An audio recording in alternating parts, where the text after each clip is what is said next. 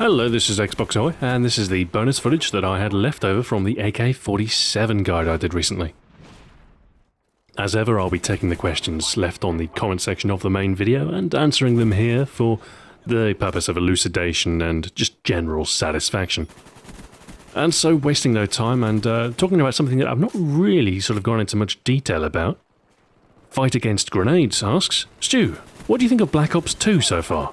What features do you like or dislike about it? Well, of course, we had the multiplayer reveal only recently, which was very exciting, even for me. I mean, I've not been party to too much special information, so seeing all the stuff revealed at Gamescom was new for me as well. So, from what I've seen, what do I like?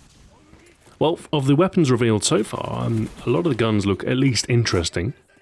There are some that have taken liberties with realism, but for the most part they're grounded in sort of real-life weaponry. It's believable technology, at least. The array of attachments looks pretty good. There are some interesting anti-camper sights and all sorts of other stuff. Also quite interesting is the fact that the perks that have previously affected weapons are now attachments. To have steady aim replaced with a laser sight is definitely an interesting choice. I'm quite pleased with the pick 10 system, the fact that you can elect 10 different things. This is great from my point of view because it means I won't always have to recommend stuff which isn't always essential to a class build, like equipment, tactical grenades. I don't always have to mention them. Because, well, you know, if they don't fit into the build, then, well, quite honestly, there's probably a better place to spend that point. So simply from a video making perspective and the sort of more flexibility in the creator class, that's definitely interesting. As far as changes to existing stuff, it's nice to see that Ghost is only in effect when you're on the move. That's an interesting fix to it. And of course the absence of Second Chance. I'm sure many people will be pleased at this news. Other than that, I mean, the maps look just like Call of Duty maps. The game looks just like Call of Duty. It's a familiar territory, really. As far as stuff I don't like, it's difficult to say at this stage. I think there's potential for things that might be annoying. As with every single Call of Duty, you are going to see breakout guns. You are going to see guns that see more use than any other. I'm hoping for a fairly even weapon balance, but even in a situation where you've got completely even weapon balance, some will be favoured over others. One concern I might have is that with the nerfing of Ghost into 4 separate perks, is it? Something along those lines? Kill streaks might be more to the forefront. It looks like, what was it? The Lodestar, which is essentially a replacement for the Reaper. That looks pretty gosh darn deadly. When you compare it to like footage of the Reaper and you see people maybe get like 3 or 4 kills total. I was watching some footage of the Lodestar and people were getting like triple kills, double kills. Like, good lord, that's pretty powerful. But of course, I anticipate that the Lodestar will be a high-level kill streak. It's a question of, you know, does the balance exist? Will the kill streaks be overpowering? Or will they be, you know, easily shot down? Who knows? So overall, some interesting changes, but as far as overall impressions, ask me in a year or so. A lot of LMAO asks, hey, you gonna make something special for us when you're hitting your 100th video? Isn't every video special in its own way? No plans for a special 100th video. I think it's gonna be the China Lake. I may do some special videos once I finish the Black Ops series though, but we'll see. We Read One here asks, Dr. Ahoy, do you have a PO box for BGX to send you some of my favourites? Short answer, no, but I've looked into getting a PO box. For the time being, I've got a very healthy amount of stock for future beverage guides. I've got enough to carry me all the way until Christmas. So until then, I'm not going to worry about it too much. But come 2013, I might very well get myself a PO box, just, you know, because it'd be useful for people to send me stuff, fan mail and what have you.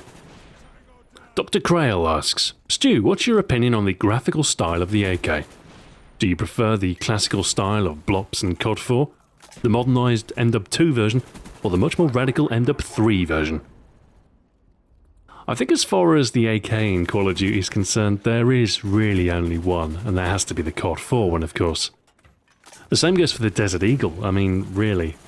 The COD 4 Desert Eagle was damn near perfect. In MW2, the AK was okay, and the Desert Eagle was an abomination. In Black Ops, the AK was essentially just a reskin of the Commando, and not particularly interesting, but good enough.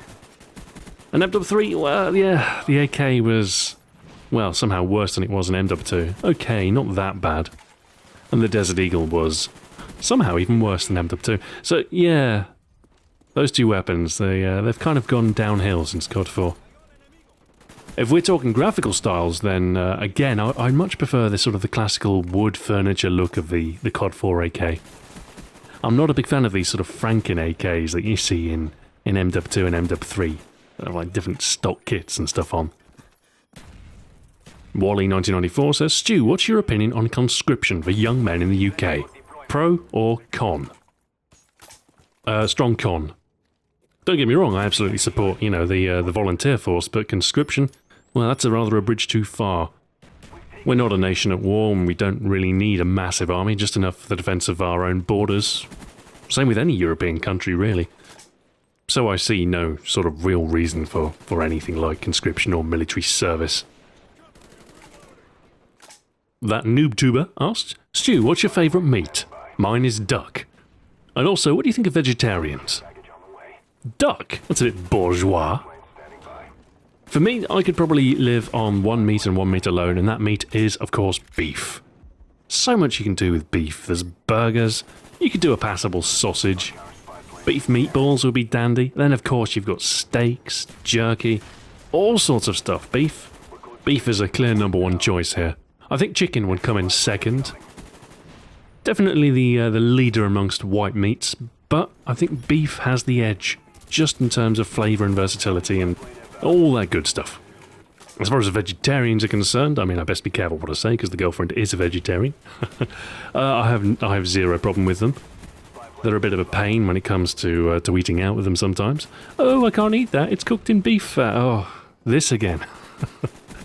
But no, I mean, people can eat what they like, I don't really mind. As long as they don't preach. You can take my beef jerky from my cold dead hands. In fact, I bet humans would probably make quite good jerky. It's an interesting thought. Jancy JMJ asks, Stu, if you could work with another game publisher than Activision, what would it be and why? Simple answer, Valve, because they're awesome.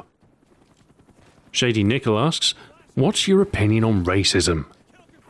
Now, hold on to your hats, ladies and gentlemen, because this is going to blow your mind. My opinion on racism is that it is bad.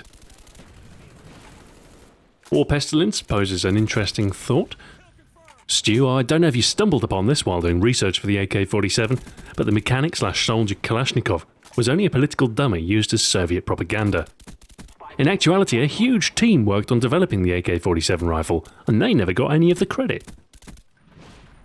Of course, behind the Iron Curtain, it's difficult to get many primary sources, but of course there was an engineering team behind the Kalashnikov, of course there was. Kalashnikov definitely was kind of paraded as a figurehead for the invention. And I have no doubt that he had a hand in it, of course. He probably came up with the basic idea, but as far as being the sort of the sole genius who developed it from sketch to working rifle, I don't think that's necessarily true. He has been dressed as a people's hero. I suppose kind of one of the ideas behind communism, at least in terms of the Soviet implementation, was the idea of encouraging individual excellence for the good of Mother Russia. So to have a people's champion, to have a single figurehead, is probably more beneficial than sort of attributing a great achievement to a collective of people, which is ironic if you consider communism is all about collectivism. But I don't know, like I say, I'm no historian. And, you know, to keep a positive slant on things, I don't want to insult anybody's favourite rifle. For the sake of a video, at least, I'm more than willing to buy into the propaganda. Okay, Mr. Dave the Rave 411 says, Stu, please tell me, this is of great importance. There is nothing more important in the whole world. This question must be answered with pinpoint accuracy, like a dart. In fact, This cannot be taught at school, and only you can answer this incredibly life-changing question. Are you Mr. Blobby? That is very possibly the most stupid question I have ever received. Strikeback Viper says, come on, anybody who uses the AK-47 should use the RPG as their secondary, so you can be a proper Russian GI. Actually, yes, whilst I was in the final production stages of the video, it did occur to me that I should have recommended the RPG.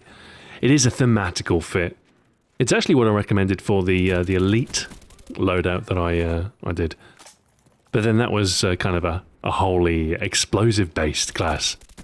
I'm not sure if that would have washed too well, if I'm honest. It was what? It was the grenade launcher, C4, and the RPG. Anyway, as far as the 3 high-damage automatic rifles are concerned, I wanted to do at least one Warlord loadout. The Galil got hardened, and the Commando that'll probably just be a single attachment loadout again. Don't know what I'll use, possibly sleight of hand, maybe something else, I don't know. Some discontent with the pun this week. Some doubted whether it was actually a pun at all. Maybe I overestimate my writing ability, or maybe people just don't get what I'm going for. I find it's always these simpler puns that are most well received. This time it was kind of, I tapped into 2 separate meanings of the word endurance. In the first sense, I was talking about its long service history, and in the second, I was talking about its willingness to keep operating in adverse conditions. That is to say, as enduring, or as long-serving, as its legendary endurance, or as its legendary ability to operate in muddy, dusty environments. I'm not claiming it's the best pun in the world, but it's a solid enough wordplay. I at least avoided the repetition of the Jackie Brown reference. You know, good to try something new. Heaven knows I'll probably have to cover the AK-47 again in the future, so I don't want to use all the good puns at once. Maybe what I should have said is, in Soviet Russia, you don't own gun. Gun owns you. But maybe that's a bit too cheesy. I don't know. Anyway, I'll see you on Friday for another Beverage Guide Express, and then on Sunday for the Spectre Weapon Guide. Until then, farewell.